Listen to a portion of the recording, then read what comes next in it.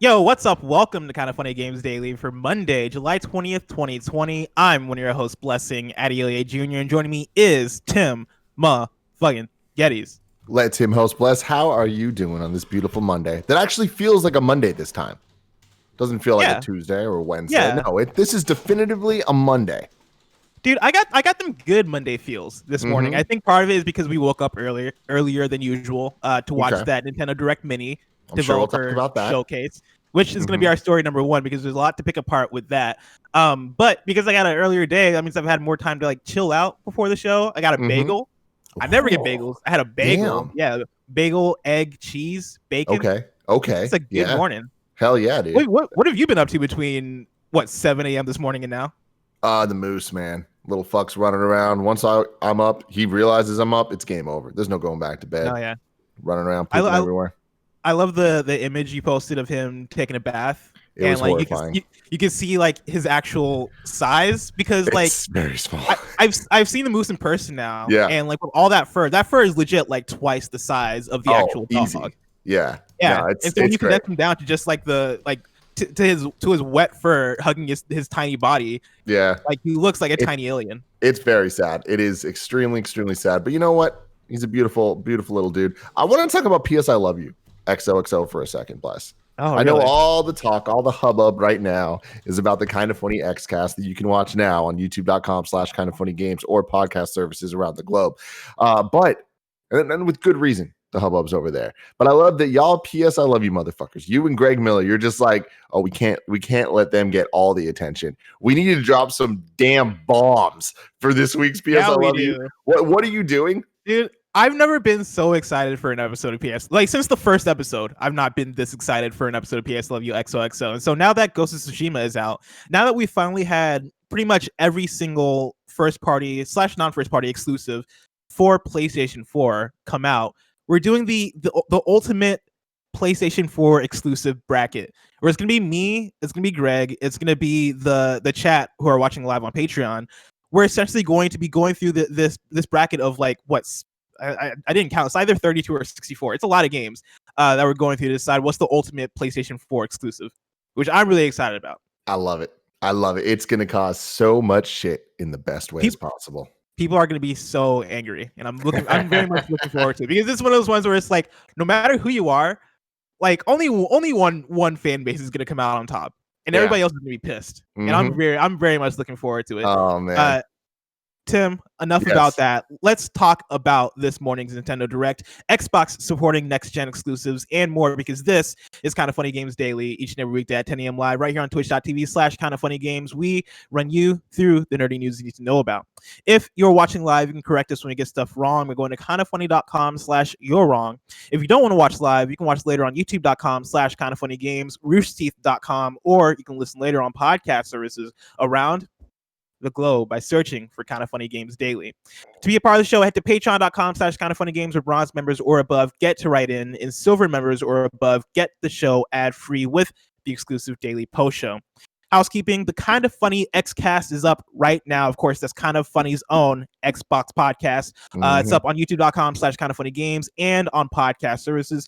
And again, thank you for your support. We've been slacking about it during the weekend that like the numbers have been crazy on that show. People have been showing up to listen to it, to watch it, to support it, and all that good stuff. And it's awesome because, of course, that show is SnowBikeMike, Lana Pierce, and Gary Witta. And let me tell you, man, I listened to it yesterday and loved it. Like it's great. It's one of those things. So good. It's so good. Stoic Mike as a host, of course, is killing it because he's talented. And it's one of those things too where like I looked at the time and it was or I looked at the show length and it's an hour and a half long show, and like I started to tear up because I was like, man, if only PS Love You could be an hour and a half. It can, Bless. It can. For some reason, like legit every week we're like, this is the one where we get it down to an hour and a half, and it just goes, and it's 2 hours, two and a half hours. Y'all crazy. We spent so much time in that first segment. But Xcast, of course, if you haven't listened to it, go listen to it. It's amazing. And everybody should go check it out. Related to that, though, this week is a huge Xbox week over here at Kinda Funny. Wednesday at 2 p.m., Greg is streaming the Summer Games Fest demo event. He'll be playing a bunch of the demos that are going live on Xbox, and so tune into that 2 p.m. Wednesday, twitch.tv/KindaFunnyGames. Thursday at 9 a.m., we're reacting live to that Xbox Games Showcase. Of course, we're expecting that Halo Infinite. We're expecting probably some Hellblade 2 stuff. We're expecting Forza. We're expecting it all because this is their big blowout for Xbox first party. And so that's happening, again, 9 a.m. Pacific time, right here on twitch.tv/kindafunnygames. It's going to be me, Tim, Andy, Greg, and joining us is SnowBikeMike. So Hell tune yeah. in for that. Host It's up going to be a party. Kinda Funny Xcast. Kinda Funny Xcast, yes. And then happening right after that, we're having our reaction to it, being the Kinda Funny Games Daily. That's happening, I guess, at 10 a.m. or whenever that finishes. Whenever it's done, yeah. Whenever it's done. And then Thursday afternoon, that Thursday is a big day. Thursday afternoon, Greg's first playthrough of Halo Combat Evolved starts with Tim and Andy on twitch.tv/kindafunnygames. That's of course if God doesn't intervene. Exactly. Again. So we'll see. But dude, I'm so stoked for this. It's been way too long since this weekend I downloaded it, made sure it was all updated and all that stuff because Master Chief Collection's been having constant updates. And I just booted it up for a second and I was just like, oh man, this menu, this music playing, it just feels right. It feels dated as shit, but it feels right.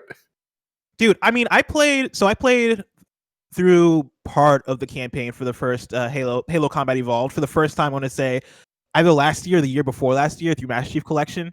And honestly, it didn't feel that dated. Like, it felt somewhat dated because obviously it's a game from the early 2000s, but weirdly enough, like, I feel like the game held up pretty well. Dude, the game holds up. The presentation and production value is so high, and even just like with the music and with the VO and with like what your objectives are and how the game kind of goes from, and not to go off on too much of a tangent, but you start off on the Pillar of Autumn on this ship and it's like it's a corridor shooter. Like you're just kind of going from room to room and it's pretty traditional, but then when you get onto the Halo, it's not open world, but it feels so open.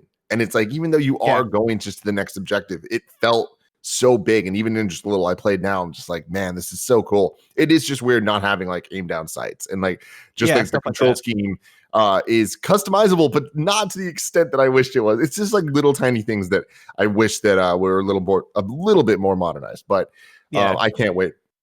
Dude, I think Greg's gonna like switching back and forth between like the modern graphics and like the OG graphics is still like very mind-blowing. It's fun, man. It's my first time playing it through on the fly. Like that's the coolest thing. But all right, whatever. Let's talk about some other shit. So that's happening Thursday afternoon. Again, as a reminder, today, PS Love You XOXO, we're recording. It's going to be Greg and me. We're doing that huge bracket to decide the #1 PlayStation 4 exclusive of all time. You can watch that live on patreon.com/kindafunnygames. And again, if you're watching live, that means that you get to be the tiebreaker between me and Greg because, of course, there are going to be so many matchups, and me and Greg are not going to agree on them all. And so we're going to need your guys' help to decide what is going to make it through a lot of these matchups. So tune in for that. And again, the episode goes live Tuesday morning for everybody.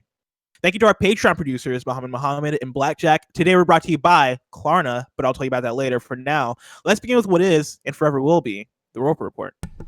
It's time for some news. We have 4 stories today.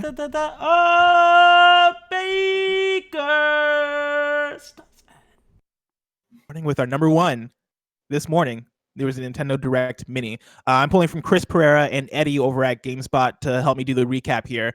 They write, the latest Nintendo Direct is here, but it's not quite what we're accustomed to seeing. Rather than an event that features a mixture of Nintendo and third-party news, this Nintendo Direct Mini Partner Showcase, as the name suggests, focused exclusively on third-party developers.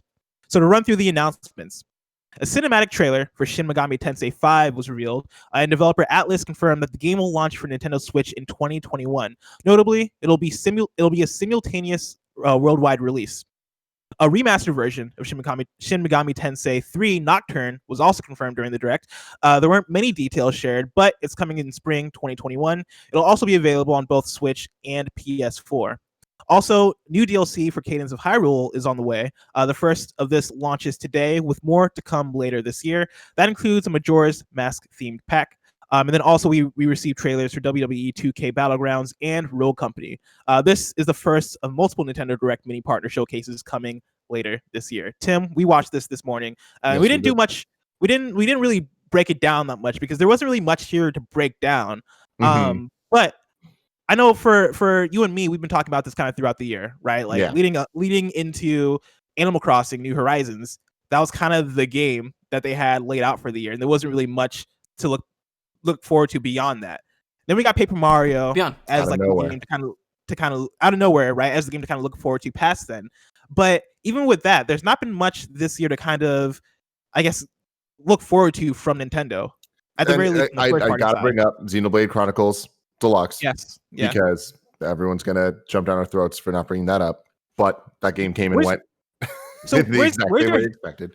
Where's your head at with where we're at now, to where now we're past Paper Mario? We've gotten a Nintendo Direct mini partner showcase that was like this very small thing in comparison to a lot of other Nintendo Directs.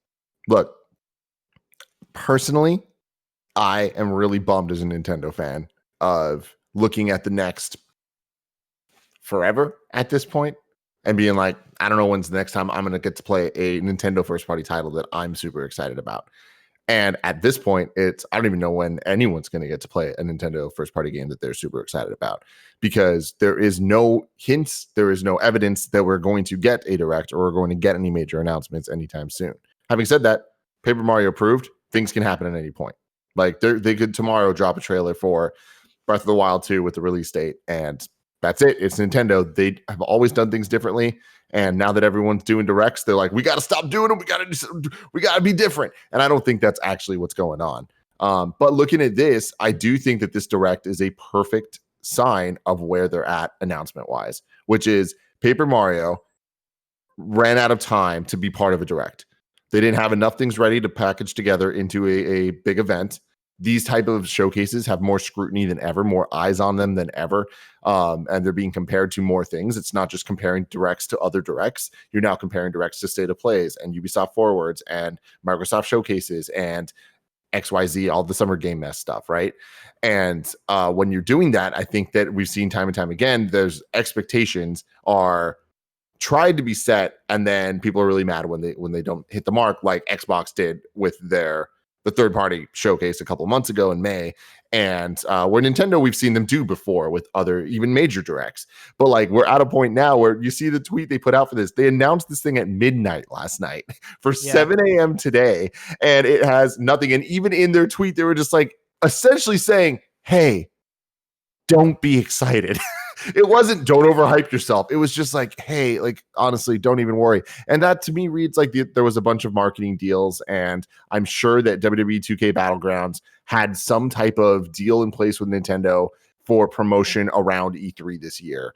Yes. Something like that. And so that's why this happened. Rogue Company, same thing. Like some of these things, like Shin Megami Tensei 5, big announcement. I don't personally know anybody that's a big announcement for, but I do know that it's a big announcement. This is a game that was announced a long time ago for Switch, and we haven't heard about it for a long time.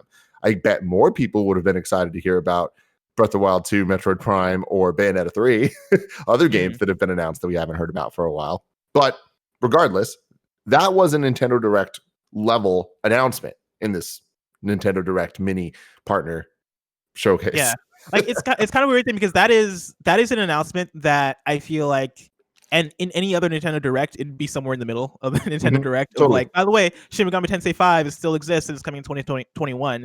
But that was the closer for this one, which is exciting for people who are fans of Shin Megami Tensei. Like, I see that as kind of probably on the same caliber of them closing on No More Heroes 3, which is something that I would have freaked out about, because I love No More Heroes. There are people that totally have that similar amount of excitement for Shin Megami Tensei 5. And so, like, you know, good for them. And also, like, that's a game that I'm looking forward to in a way, because I want to try out Shin Megami Tensei, because I've not played any games of that series, and me being a Persona fan, like, there's crossover there. But like, yeah, you look at the tweet that Nintendo made last night, and it was them saying on July 20th, we'll debut the first Nintendo Direct Mini Partner Showcase, a series focused on titles from our development and publishing partners. We'll share a few updates on a small group of previously announced hashtag Nintendo Switch games. And they said, check out the full release at 7 a.m. And there are so many, like, there's so much language there to say, like you're saying, right, that, hey, chill. Like, you're not gonna get like any Smash stuff. You're not gonna get any like first party stuff. You're not gonna get the Mario stuff that's been like the 3D Mario stuff that's been rumored forever. You're getting updates on stuff that has been previously announced. And I saw on Twitter, like, there are quite a few people that were like, all right, this could have been tweets. Like, all the stuff they showed here could have been tweets. And this very much strikes me as, yeah, this is fulfillment. Like, this is us, like, you know, looking at the deals that we've had in place, right? This is us looking at language that we or stuff that we've written down from Rogue Squad or whatever that game is called, Rogue Company, and like and like maybe the Cadence of Hyrule folks and Atlas, right? These are deals that we've had in place to like put this stuff in a big E3 style presentation that wasn't possible because there's no E3 and because this summer has been weird and because this year has been weird. That said, like, I'm kind of fine with it. I'm kind of okay with it. Like if we get another one of these announced for next month, if it's similar, we know more are coming this year. Yeah, we know more are coming this year, and if they continue to do like let's say 2 more or 3 more of these throughout the year, I'm fine with it. Especially if alongside that we get an actual Nintendo Direct or we actually get that's my problem, real news. Check this out. Like, look, Nintendo is having one of its best years of all time. Like, so we can sit here and criticize how they're doing it. It doesn't matter. They're making money. Animal Crossing is selling like ridiculously well. Their Switch consoles are selling ridiculously well. Like, they're fine. They don't need this. They can totally kind of take this year off, let Xbox and Microsoft and Sony do their thing, and then come back next year or whenever the hell it is, and like they'll be totally fine. That sucks for me. That sucks for fans. You know, like that. Like both of those things can be true simultaneously. And I think to me, this is a totally fine Direct that they did. They hyped it adequately. There wasn't too much attention on it. Like it kind of came and went. And last time they did the Nintendo Direct Mini was the one that had like Star Wars Episode 1 Racer or whatever. If I remember correctly, they didn't even announce it. The Direct just came out that morning. Like they just launched the Direct, like shadow dropped it. Yeah.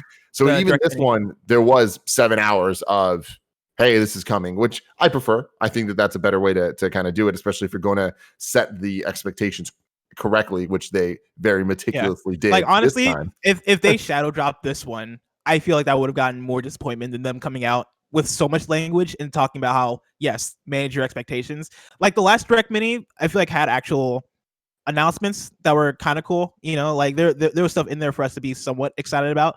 Here, there's not. Like the only thing that I came out of this being like, oh, let's go, was the Shin Megami Tensei games, you know, the remaster of 3, and then them also, you know, talking about 5 coming. But if they just shadow drop that box thing's pretty cool. Like the actual physical release of Cadence of Hyrule, the DLC, like that, like it's neat, you know. But again, it's neat for being just a part of a bigger Direct. My thing is, cool, they set expectations for this correctly. When time comes for the next Nintendo Direct, it is going to be so hard to set expectations correctly, because what this is telling me is, okay, you're doing these partnership Directs. There's going to be more of them this year. To me, that either implies there is no other big Direct this year, because why wouldn't you just kind of put this stuff, pad it out with the bigger content? Like, that's the whole point of these things, is the promotion for the entire catalog of content. Hey, look, we got Mario, but also check out WWE Battlegrounds. You know what I mean? Check out Shin Megami Tensei next to Zelda or Metroid, whatever it is, Smash Brothers announcement. Like, that's kind of the point of the hype, is the trickle-down effects to the other parts of their catalog.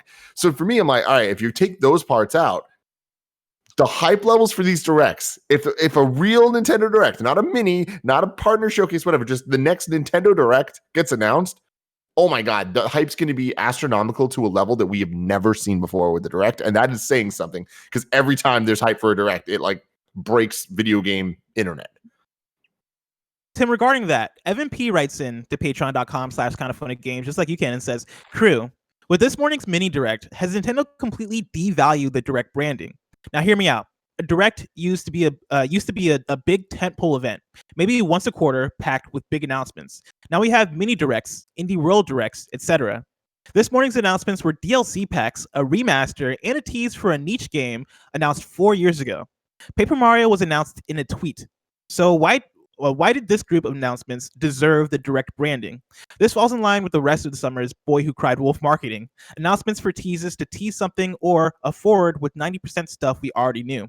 Generating hype eyes for meh announcements is not the way to generate excitement, and just makes me want to save my time, not tune in next time, and just wait for the quote, what do I need to know, Roper Report rundown. Mm-hmm. Thanks for all the dope work. Xcast is awesome, and I can't wait to see it grow. Congrats on the growing success, Evan P. Tim, how do you feel about how Direct as a brand has now gone? Because like it's been a while since we got a legit. Here's a been Nintendo Direct. so Like it's been like long. a year, right? Yeah, like at least it has been like a year. Like I think the last one we got was September. In the chat right now, Titan Meteor says, "Oh man, it's almost as if hype has an adverse effect on gaming." And then Quarter 1988 says, "Tim is overhyping." I couldn't disagree more with either of those statements. Where it's like the hype having an adverse thing on gaming. They're self-contained things where it's just like the products are going to come out and people are going to be excited or not excited for them. The hype just has to do with the marketing. In my eyes, they're two completely separate parts of the process and products almost, where it's like there's the product of hype and being excited about trailers and being excited about the culture of video games. And then there's the excitement about playing the games themselves and critiquing them and comparing them to each other and all that stuff. And me overhyping, I'm not overhyping. I just have expectations that Nintendo has set over the last decade. Where it's like, even with the Wii U, there was expectations with their directs. And when they would put the direct name on something, it meant something. And if they didn't hit those levels, even a little, like by just the smallest margin, it would have been like, no, that was a bummer, but it's not like people were needed it to be like the entire slate of Nintendo games every single time. People want that. People are always that's where the hype comes in and stuff. But like, that's a separate conversation. You need to have realistic expectations. At this point, my realistic expectations from Nintendo are that they need to announce their games. Like, that's not overhyping. That is expecting product from something that I've been supporting for my entire life. And they've had a cadence of They've had a cadence of game titles coming out on the Switch, both coming out on the Switch and being announced on the Switch at a pace that has been better than I've ever seen with a Nintendo console. And then it just stopped. Yeah, which is kind of unexpected given that I think the promise of this generation of Nintendo, seeing that, all right, we're now getting the sunsetting of the Wii U and we're also getting the sunsetting of the 3DS. All right, cool. Development focus is going to be on one platform. I feel like with that, you'd expect there to be more of a consistent consistent flow of software. And we had that for the first 3 years. And now I think we finally gotten to the point where it's like, all right, it's the rest of the year. And that might be because of COVID. That might be because E3 is canceled. That might be because of protests. That might be because of a billion different things. But at the same time, right, like I feel like we're at the point now, and maybe there's just a lot of factors that come into this. We're at the point now where we should start seeing them bounce back, from a lot of what this year has had to bring, right? Like I feel like if they had announcements for this fall, or if they had games that were slated, we should start seeing them. And maybe that's the thing of like, hey, work from home has affected Nintendo more so than any other game company. It could be that because of course Nintendo is a big company, and they're also a weird company, and they also have a lot of prestige in their titles. And so I could see them being the company of like, hey, yeah, you don't get to take your work home because this is Nintendo. We're being very secretive about what we're working on here, and we don't want to risk it. And maybe that's fucking them up, but who knows really. The only thing that we can see is that there seems to be this silence from them regarding their upcoming games. And if you have a Switch right now, it's kind of a bummer. Like I'm not one to feel like I should be entitled to game announcements or entitled to upcoming games from them. But as a person who owns the hardware, I want something to hope for the future. And I feel like from them, they've kind of given us nothing at this point, which is kind of upsetting. I think go for it. I just I've said this a couple times to you on the show, but it's like I think that this problem, quote unquote, and again, Nintendo's super successful this year, so it's not a problem to them. The biggest problem for me is that this didn't start because of COVID. This started pre-COVID, and then COVID happened, and now it's just expounded the problem and made it so much worse. Like I said earlier, like the September, if I remember correctly, Direct was the last time like things of consequence were really announced, and then it was just kind of like, oh, there's for the last couple of years always been a Direct in either January or February that has major announcements letting us know what we're going to get for that year for Nintendo. Then E3 time comes and we get, and again, Nintendo hasn't been part of E3 for years when it comes to actual press conferences. They just do the Directs. So it's like, I mean, I guess they're at E3, but you know what I'm saying there. They just have their Directs. They're not like doing press conferences like around the LA area. And that's always there. Here, we're pushing towards the fall, maybe some teases for the following year. We didn't get any of that this year. Like, just at all. And it's like, cool. We know that we're getting the second round of Smash DLC characters. That's exciting stuff. People lose their minds over the character announcements. We got the ARMS character reveal in a very bizarre way this year, which again, COVID happened, things get weird and messy. But even when they announced it's a character from ARMS, it was like, what the fuck? That's weird. Yeah, it's like to get back to Evan's question, because like I don't necessarily agree all the way with Evan that this feels like they're devaluing the direct branding, but I do think Evan has something here in terms of, okay, so what is their vision with direct? Because what we've gotten indie world showcases, which they don't categorize as corrects or as directs. Those are essentially like just bundled up showcases of indies, which are cool and which Very probably cool. could have the direct branding if they wanted to give it the direct branding, because they are of that quality. We have direct minis, which seem to be like, okay, these are directs that you should just have less expectation for, I guess, like directs that don't have the pop of big directs. All right, cool. Now we got Nintendo Direct Mini Developer Showcase, and that's a colon within a colon. Like, what is it that warrants this being a direct and an indie world not being a direct, and that Smash thing not being a direct? I feel like there's so much confused messaging here and confused expectation here for what this brand actually means to them. Yeah, and we'll see, man. Like, I don't think directs are dead. I think it's clear getting a direct mini that a direct exists. Like, that will eventually be a Nintendo Direct again. And I have no sense of when. I have no sense of how. I have no idea what will be shown in it. I wouldn't be surprised if we went the rest of this year with the rest of their big announcements, if they have any. I hope they do. I hope the Mario stuff's real. Like, God, I hope so, man. What does the 3D Mario stuff look like? In my mind, if it's real, which I hope that it is, and I think that it is, I imagine 3D World Deluxe will be its own game, $60 game. I don't know what the rest are going to look like, whether it's you get all of them and they are just up-resed in widescreen. It's not like a full remake of 64 Sunshine of the Galaxy games. Put them on one, cart. Or is there something else? Are they piecemeal download somehow or whatever? Does it have to do with the Nintendo Online? Is the Game Boy Online stuff real? I think so too.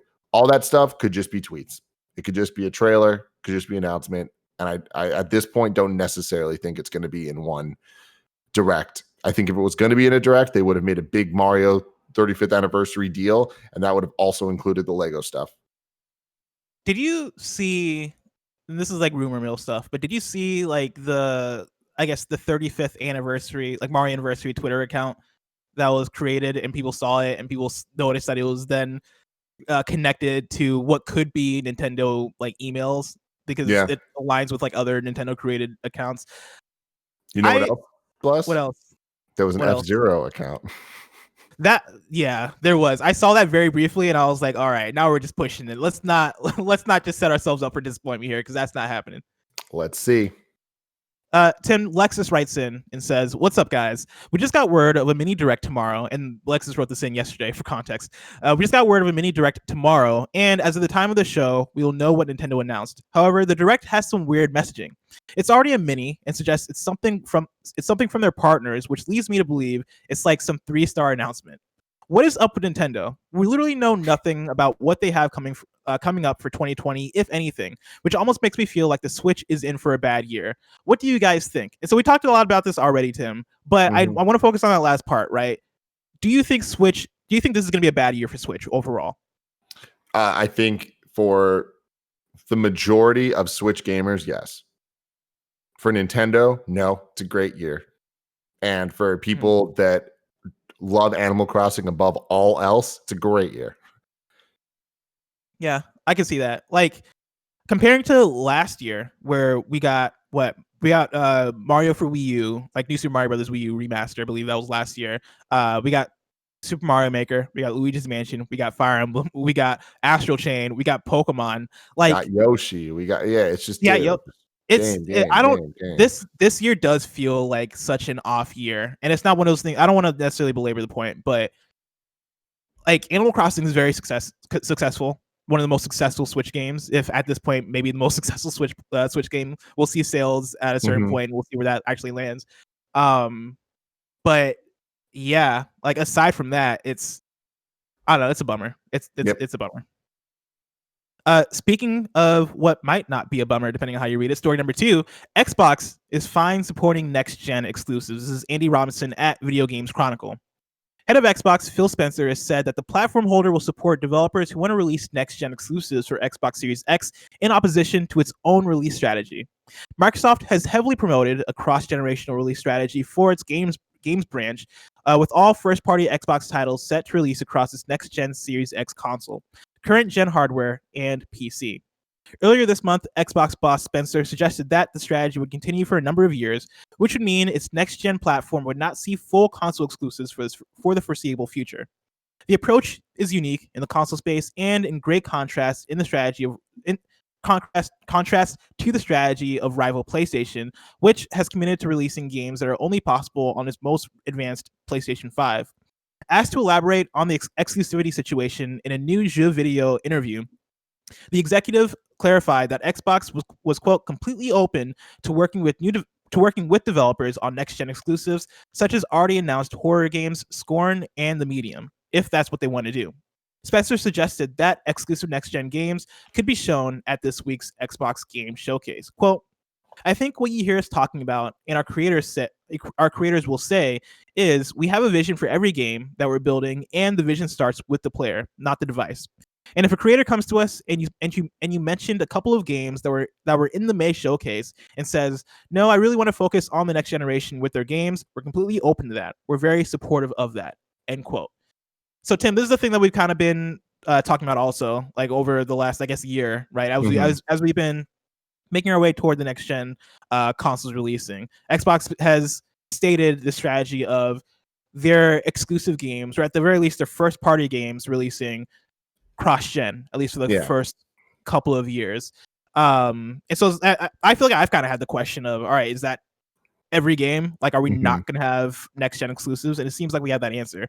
How do you react to all of this? Well, we've had that answer for a while now, in the sense of these games that they're talking about, like Scorn and The Medium, at least since May, I think, like when they were first talked about. But yeah, I'm with you in the sense that it's not that it's confusing. It's just Phil Spencer's went out and talked about, like when he speaks on Xbox Series X and what next gen looks like, he's very much talking about the first party titles and Game Pass and smart delivery and all these things that work in an ecosystem of their own. But there was the question of, okay, cool, how are third party developers and publishers going to kind of react to that and take it in? And I think over the last couple of months, especially as Sony's said more as well, we've seen them kind of come forth and give their solutions, whether it is using smart delivery or using their other buzzwords for the same idea, or just not putting a buzzword on it at all, just being like, if you buy the Xbox One version, you like the Series X version's yours, it's all good, whatever. Or then you see things like 2K with NBA 2K, where there's the different price points and all that. I don't think that this is news necessarily. I think it's just kind of like a more definitive evidence of what Xbox's next gen, or just next gen in general, is going to look like. And I think that the big key difference there is PlayStation is banging the drum of next gen exclusive, and Xbox is banging the drum of like, hey man, play it wherever you want. And we'll see in 3 years if those tunes have changed at all. But for now, I think this is going to be the status quo. Yeah, I think for me, this makes me appreciate the Xbox strategy more, because I feel like I've always gotten the impression that like they don't like. I don't know if they've actually came out and actually say that they don't believe in generations. I know PlayStation has come out and said that, hey, we are a believer of generations. Phil Spencer in an interview with Ryan McCaffrey at IGN said things that at least I remember being in that vein. Yeah. And like you can very much see that in them through how they're promoting Xbox Series X and how they talk about their consoles and how they talk about their ecosystem and all the different stuff. And so I'm at the point, going into next gen, where I'm not 100% on either side when it comes to the idea of generations, right? Like, I've kind of wavered back and forth. Like I've mostly been on the PlayStation side of like, yeah, if you're gonna put out new, like bigger and stronger hardware, you're gonna want to put out games that take advantage of that. And at a certain point, like this is gonna be so like you're gonna get a piece of hardware that is so powerful that a game's not gonna work on the last gen hardware, right? Like that's how all technologies work. Where like at a certain point, the iPhone that you have right now is not gonna work, a few generations down the line, because things are just being developed going forward. And so in that sense, I have been on the side of, yeah, like, you know, I'm fine with hard cuts. I'm fine with like moving forward. I'm fine with actually making generations a thing. But on the Xbox side, right, like what they're doing is very user friendly and very pro-consumer in terms of allowing you to still keep your Xbox One, or allowing you to use your Xbox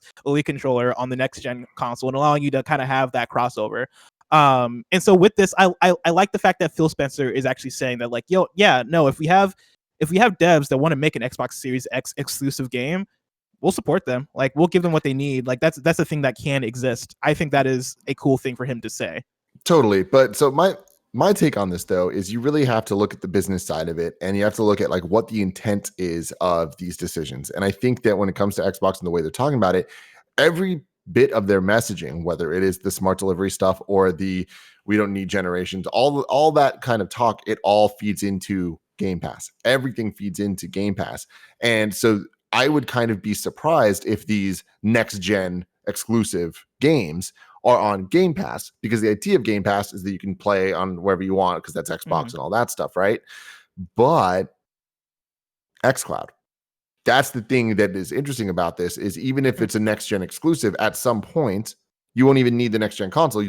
As long as you have Game Pass, if you have xCloud together, then you can do it. So it's like, I do think that they're making a couple of bold choices that we'll see potentially, and I think we will see them pay off in the next year from now. Yeah. Where it doesn't matter if it's this gen, next gen, because even if consoles get more powerful and you have to buy a new one or whatever, you do have the option to do xCloud. It's not going to be as good. It's not going to be this. It's not going to be that. It doesn't matter. You still have the option. Where's your prediction at right now as far as what is Lockhart? Do you, because I think last time we asked, I think you said that you think is the streaming box. I'm still sticking with it. And it's just like, I know there's a lot of evidence against it. I know Jeffy Grubb would be out there being like, Tim, you're a fucking idiot. Shut the fuck up. But I'm still standing by it, that I think that Lockhart is going to be a very, very, very cheap device that is just like the cheapest entry point possible into all of this. But I think that the more interesting thing is all the rumors and talk of Xbox Live Gold completely going away, I think they're true. I think that Microsoft is going to move into a area of free multiplayer, because that fits within their kind of voice of going into this generation, and backing up Game Pass being the thing that they want you to support and the thing that they need you to support for their business to keep working. That's actually a point that I meant to bring up, because me and Greg had this conversation on KFGD late last week when some Xbox news came out. I think it was the xCloud news actually that came out. That, yeah, like looking forward to next gen with Xbox Game Pass Ultimate becoming stronger and stronger, and with Games of Gold, or not Games of Gold, with Xbox Gold seemingly winding down and probably turning into whatever Game Pass Ultimate is. I could see them, dropping the pay for online requirement and having that just be free, because that's how PC works. Like, you don't necessarily have to pay to play online on PC, and Xbox going the route of, we want Xbox games to work as an ecosystem, as a family. Like, you know, why am I paying to play on Xbox Series X when I don't have to play on PC? I feel like that at a certain point that message kind of gets muddled, and that kind of doesn't work when you look at what Xbox can be as an ecosystem. And so I wouldn't be surprised if that happened next gen, and I'm curious on what that means for PlayStation Plus, or if they react to that at all. I feel like they have to drop it. We'll see. A lot of questions. We'll see. Speaking of Xbox, though, story number 3, Sea of Thieves surpasses 15 million players. This is from a blog post by Joe Neate, the executive producer at Rare. They write, "It's both thrilling and humbling to share with you that Sea of Thieves has been played by more than 15 million players since our launch in March 2018. The way that the game and its community has continued to grow has been amazing to see. It was only in January of this year when we shared that 10 million people had played the game. We're also humbled that more people have played Sea of Thieves in the first 6 months of 2020 than who have played in the whole of 2019, which was more than 2018. Last month, June 2020, was also the biggest month so far for Sea of Thieves in terms of active players, with more than 3.3 million players setting sail. A contributing factor to this growth has been our recent launch on Steam. We've been blown away by the support we've seen from the Steam community, with over 1 million copies of the game having been sold so far, and the game regularly appearing in the top selling and most played game charts. on behalf of all of us at Rare, I'd like to say a big thank you to everyone who's played Sea of Thieves for helping to get us this far. It's a game that we love making, and there's plenty more to come. See you on the seas. Tim, this was shocking to me because I didn't realize this many people played Sea of Thieves, but it's like, it's good for them. It's good news. What does this show? Game Pass works. Game Pass, we've been saying, the best deal in gaming. And look, not only is the best deal, people are using it and people are playing the games that Microsoft's put in front of them. So it's like, if this is this big of a deal, imagine what Halo Infinite can do if it's great. Right? Oh, yeah. Yeah. Like, congrats to Rare. Congrats for making Sea of Thieves a thing. It might have took a couple years, but they're there. It worked. There's no looking at this and shaking your head. It's they made it. Yeah, and I mean, even like more so than, or maybe not more so, but alongside Game Pass, right? Like, I think what this shows is the power of making your games available as Microsoft, like what they're doing with putting their games on PC, because they're talking about that Steam bump, right? And like, you know, what is that going to do for all their other first party titles? You know, especially with this launch and that and what that boost is going to do. And so I'm very curious and excited to see what the future of both Sea of Thieves and Microsoft first party is. If you want to learn more about Microsoft or hear more about Microsoft, of course, Kinda Funny Xcast available on youtube.com/Kinda Funny Games and on podcast services around the globe. Not Spotify yet, but we're working on it. It'll be there. Okay, it's up to them, not us. I was looking yesterday and I couldn't find it. And I thought it was a me thing, but it's actually a web thing. Dude, I wish that all that stuff was as easy as it should be. Why is it not there? Why is the First Impressions album art debatable on Apple Podcasts? I don't know, guys. I don't know. RSS feeds, man. You never know what they're going to do. Left and right. Nothing. Story number 4. Metacritic is now delaying user reviews. This is from James Batchelor at gamesindustry.biz. Metacritic has changed the way its user review system works for games, now preventing people from adding their own ratings until more than a day after a title launches. Forbes confirmed this with a screenshot of the reviews page for last week's Ghost of Tsushima, which showed user reviews were blocked until 12 p.m. Pacific time on July 18th, approximately 36 hours after its launch on July 17th. Both instances bear the message, quote, "Please spend time playing the game," end quote. The change is believed to be a reaction to the ongoing use of user reviews as a form of protest from some consumers. Metacritic users have been known to post reviews on the day of release and sometimes even before, often with negative comments and scores to bring the user rating down. The most recent example was PS4 exclusive The Last of Us Part 2, which has sparked controversy among certain corners of the series' fan base due to some of the story decisions made and the content of the leaks that emerged ahead of the game's launch. Metacritic has responded to gamesindustry.biz and confirmed the change, adding that it only applies to the game section and not other forms of entertainment. The company has also said the decision was not made based on reactions to any particular game. Quote, "We recently implemented the 36-hour waiting period for all user reviews in our game section to ensure our gamers have time to play these games before writing their reviews. This new waiting period for user reviews has been rolled out across Metacritic's game section and was based on data-driven research and with the input of critics and industry experts," end quote. Tim, 1, do you buy that this wasn't in reaction to Last of Us Part 2? And then 2, also, what are your thoughts on this? This was absolutely in reaction to Last of Us Part 2. Yeah. I think this is a good thing, and I think that this is just a sign of more to come. I think it's a great step. I don't think that this is the end of the story. 36 hours makes sense for many games, doesn't make sense for all games, and we'll start to see that kind of play out over time of what that looks like. I do think that this is only going to delay the review bombers from coming in and doing their thing, but sure. I do think that it'll at least soften it, and it will kind of like a lot of people will forget or not be there or whatever the hell it is. But yeah, I think this is a great move. I think that the user reviews obviously are problematic and have had a lot of issues, and it's great to see them trying to take steps to make the entire community a better place.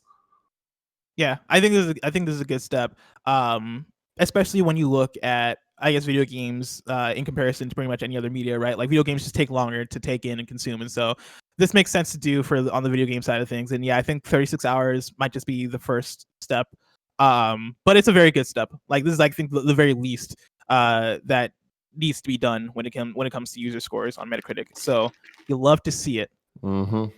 Tim, Before I do the segue and ask where I can find games coming out to mom and grab shops, let me tell you about our sponsor. Please of course, do. you can go to patreon.com/kindoffunnygames where you can get the show ad-free. And speaking of ads, this episode of Kind of Funny Games Daily is brought to you by KLARNA.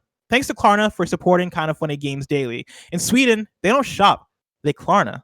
KLARNA is a revolutionary new online shopping app from Sweden that allows you to shop thousands of online stores and pay for anything in 4 easy interest-free payments that make shopping smoother. With the KLARNA app, you can shop anywhere online from the one app. It's easy to use and convenient to browse thousands of online stores from one convenient place.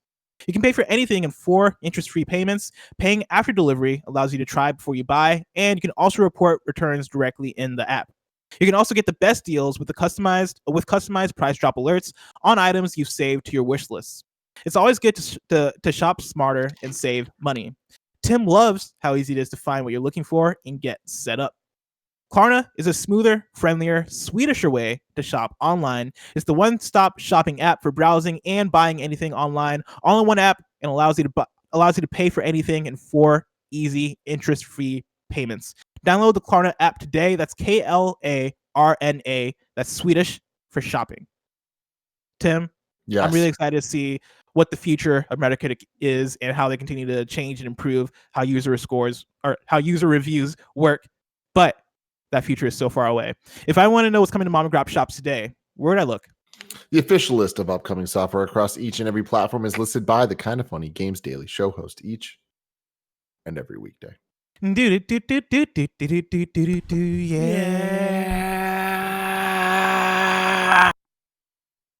Out today, we got Soul Divide, Sword of Darkness for PC, Mighty Fling for PC and Mac, Elliot for PC, Work Trip for PC, Encore Celebrations for PC and Mac, Gel Tank for PC, Kaladazkov for PC, Cadence of Hyrule's Character Pack, which includes Impa, Arya, Shadowlink, Shadow Zelda, and Frederick is out later today on Switch.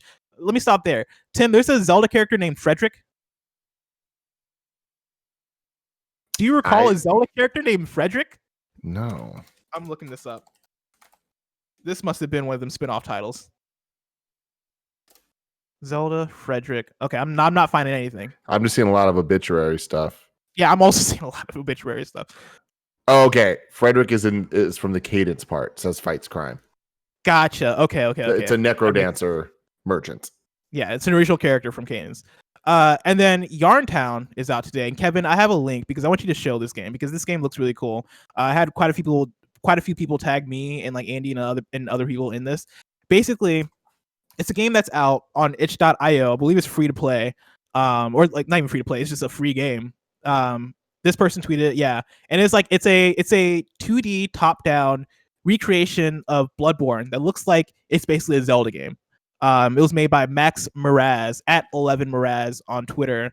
And yeah, you can go to maxatrillionator.itch.io/Yarntown if you want to check this game out. It looks super cool, and as somebody who's been playing Bloodborne very slowly, this looks fun. Like this looks like a really cool recreation. Like I'm looking at like what looks like the Father Gascoigne fight, and they did a good job, seemingly. And so if you want to check that out, it's out on itch.io right now.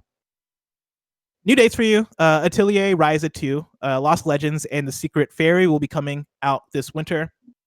Overcooked All You Can Eat, a combined complete edition of Overcooked 1 and 2, has been announced and is coming to Xbox Series X and PS5. Shin Megami Tensei 5 is releasing worldwide in 2021 on Switch, and then Shin Megami Tensei 3 Nocturne HD Remaster, which is a very long name for a game, is coming out spring 2021 for Switch and PlayStation. I forget if it's PS4 or PS5. I just put Switch and other platforms, so Switch and PlayStation. Tim. Mm-hmm. Now it's time for reader mail. Of course, folks can write into patreon.com/kindoffunnygames to get their questions read on the show, just like Witt did.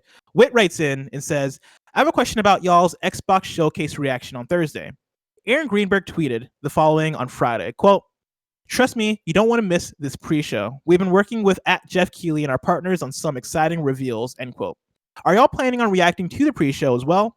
Also, what do you think this means for the showcase itself? Will the pre-show be third-party games like The Medium, Bright Memory Infinite, or Elden Ring, while the showcase is first-party only? Tim. What are your thoughts on all this? Are we gonna react to the pre-show first and foremost? I don't know. I want to have a talk with Greg before we actually make a decision. I assume we will, but we might not, based on if we end up hearing some things one way or another. My biggest thing with this is, in the history of us doing this, pre-show events, unless we were told otherwise by someone specifically, have never been worth it. Even when they're like, trust me, you're going to want to tune in for this. It's always like, all right, cool. You know, whereas there's other times where it's like when like Metroid Samus Returns was announced on 3DS, like that was like something that was like, fuck, I wish we were there for that. That was a post-show thing from the Nintendo Direct, but still it was like, oh shit. But we were kind of hinted at of like, hey, you guys should stick around and check this out. So I don't know. We'll see with it. It's hard because they are hyping that up. Like that, Aaron Greenberg saying that, especially after all the responses he's had in the last month and a half from the May event. Like they've learned to be a little bit better about their words. So it definitely could be exciting stuff. Right now, I don't really have many expectations for the pre-show. I think stuff we'll get in the pre-show might be stuff like Battletoads, maybe an update on that, and like the smaller Xbox titles. Like I don't expect to see like Halo Infinite or anything along those lines, because those are obviously like main show attractions. But as far as what we can expect in the pre-show, like something along those lines, maybe like a man, I don't know, like maybe the Cuphead DLC finally gets a reveal. Man. That'd be awesome. That should go in the main event. That is main show content. That's my thing. Is like, why would you not have dope shit in the main show? Like it, unless it's weird deals and stuff with Keeley or whatever it is. And the other problem is reacting to pre-show stuff is always like weird because there's so much talking. So then we end up just talking over talking. But I don't know. We'll see. Yeah, like in regards to like the Cuphead thing too, like I wonder if their mindset would be, hey, of course, like this is an Xbox Series X event and we want to be as like forward looking and big as possible. And so we're saving the main event for here's Halo, here's Forza, here's Everwild, here's Hellblade 2, and then that leaves the pre-show for stuff like here's Battletoads, here's Cuphead, here's things that like we might already know about but might just not be excited about, even though plenty of people are excited for the Cuphead DLC. I feel like there's a certain tier down from that when you look at Halo Infinite and like the big boys. I disagree with that, and personally with how I would strategize this, where I think it behooves Xbox to have a lineup and showcase that lineup as look what you can get with Game Pass. You know, the more shit that you can have in one thing that's like, look at all these quality titles, look at stuff you can only get here. We'll see. Shawn writes in to patreon.com/kindafunnygames and says, good morning. With us being a few days away from the Halo gameplay reveal, how confident are you that they'll be able to pull this off? I tried playing Halo again recently, and it felt dated in how the core systems worked, shields, the field of shooting, etc. I think they could be. I think they could innovate with Infinite, but I also think they would have a lot of fans that would be upset if they strayed too much from the tried and true Halo formula. Do you think they'll pull off making gameplay that will make longtime fans happy, yet still appeal to new fans of modern shooters? Thanks, and have a great day. I have no idea, man. This is one of those things that I legitimately feel like I can't even predict. Like, we're going to see Halo Infinite. We're going to see some campaign this Thursday. And until we see it, I don't know what this game can be. I think expectations are so high for it. And it's one of those things where this isn't hype. Again, it's expectations. And if they don't hit those, whatever that even is, it's not going to be pretty for Xbox as a whole. And I'm hopeful, but if they're in a weird place where the majority of Halo fans seem to prefer the older style than the newer style. But then there's also the games have just been so much modernized over the last couple of years in terms of shooters and what those are and can be. How do you combine those elements? Because they feel like they're from different sides of the spectrum. I think it could work, and I think they could pull it off. But we'll see. We shall see. We have one more question from TheSheepWhisper, who writes in and says, hope you're keeping cool, KFGD. While the Nintendo Direct Mini was a mini, I can't stop thinking about Atlus's dual announcement. Shin Megami Tensei 3 HD and Shin Megami Tensei 5 in the same year is pretty wild. That's hoping that they make that deadline. There's hope of P5 Scramble in the future. Also, the success of P4G on Steam. let's not forget Catherine Full Body came out on Switch just a few weeks ago.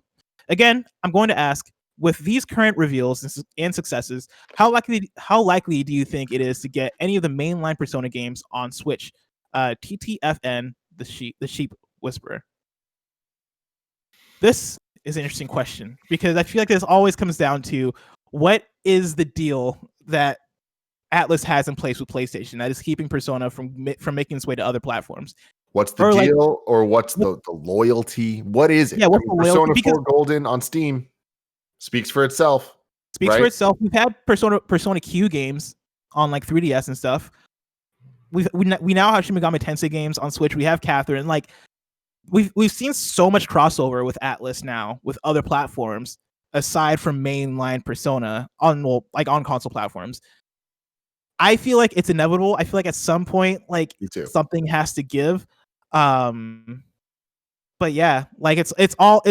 I'm sure there's either ink or loyalty somewhere that has just prevented this from happening. And it's weird. Again, it's a bummer. It's weird because it'd make a I perfect agree with you, though. I think it's going to happen one day. It's going to happen one day. Usually this is where we'd squad up, but we have no squad up this week. And so instead, we fast forward straight to You're Wrong. You write in and let us know what we got wrong as we got it wrong. Billy the Door writes in and says, important Bug Snacks news. KKB's Summer Banger, It's Bug Snacks, is on YouTube, Spotify, and Google Play Music. And of course, that was debuted at Jeff Keighley's developer showcase. I forget exactly what he called it, but he had an event this morning with Day of the Devs and his own like dev stuff that he was showing off. And so they performed the full Bug Snacks song live. I watched it. I was very happy with it. And then I tuned out for the rest of the showcase because that's what I came for. Let's see here. Nano Biologist writes in and says the bracket has 76 games. Talk about the PSLV bracket, which includes 16 play-ins. And so it's gonna be a big one. And people are saying that it has Persona 5, and I can just switch that with Persona 5 Royal, but that's not how it works. They can't just do that. Oh shoot! People are writing in and saying maybe I should like look that one up. Are you talking about Logic? Yeah, the Logic stuff. It's real. Okay, so Logic is retired from rap. It is now it is signed an exclusive deal with Twitch to stream. What 7 figures. 7 figures? 7 figures.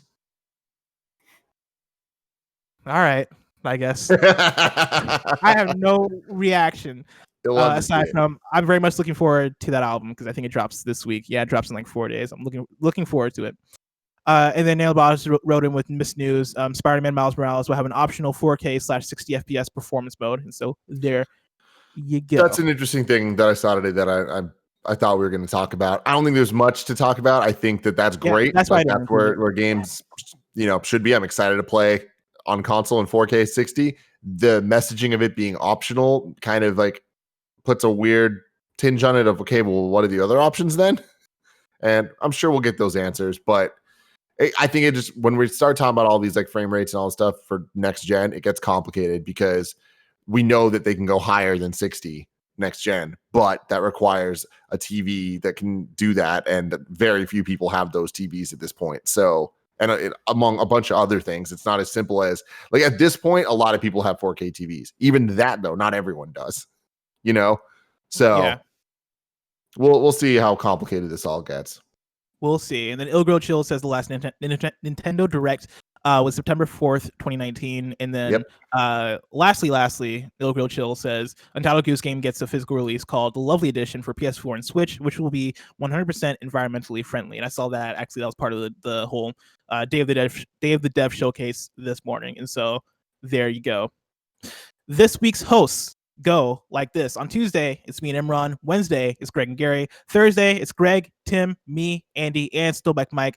We're doing the post show for the Xbox Games Showcase that's coming in the form of Kinda Funny Games Daily. And so tune in for that. And then Friday, it's me and Greg. And of course, this has been Kinda Funny Games Daily each and every weekday at 10 a.m. live right here on twitch.tv/KindaFunnyGames. We run you through the dirty news you need to know about. We have a Patreon post show for those that are subbed at the silver level of patreon.com/KindaFunnyGames. So stick around for that. Otherwise, until next time, game daily.